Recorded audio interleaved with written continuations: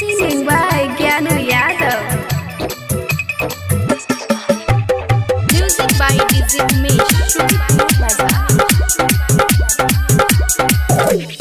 चले छे तू किया ना उतान गे, मारे छे तू सब छोड़ा के जान गे, मारे छे तू सब छोड़ा के जान। हाँ चले छे तू किया ना उतान गे, मारे छे तू सब छोड़ा के जान गे। देखी जवानी मन बिगड़ जते गे,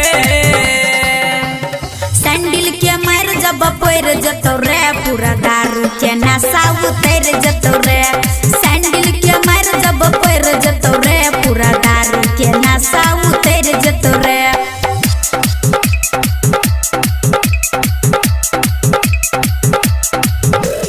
Music by DJ Umesh, Shukipur Bazaar. पहने छे छोरी तू कपड़ा छोट गे, देखे में लागे छे तू बहरी हट गे, देखे में लागे छे तू बहरी हट गे। एना रे छोरा किया मन सहन कई छौ, देख के हमरा किया छाती फटै छौ। एना नहीं बोले ना सचरी जते गे, सैंडल के मार जब पैर जतो रे, पूरा दारू के नशा उतर जतो रे। सैंडल के मार जब पैर जतो रे, पूरा दारू के नशा उतर जतो रे।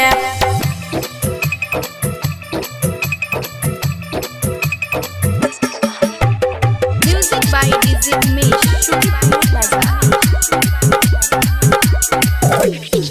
गजब के लागे छे तोहर फिगर गे, बनी का कन्या कहिया भी हमरा घर गे, बनी का कन्या कहिया भी हमरा घर गे। ज्ञान तू झूठ किया देखै छ सपना, कहियो प्रतिमा तोरा बने तूने अपना। तोहर जवानी कहियो सैर जतो गे, सैंडल के मार जब पैर जतो रे, पूरा दारू के नशा उतर जतो रे। सैंडल के मार जब पैर जतो रे, पूरा दारू के नशा उतर जतो रे। हाँ चले छे तू किया ना उतान गे, मारे छे तू सब छोड़ा के जान गे। देखी जवानी मन बिगड़ जते गे,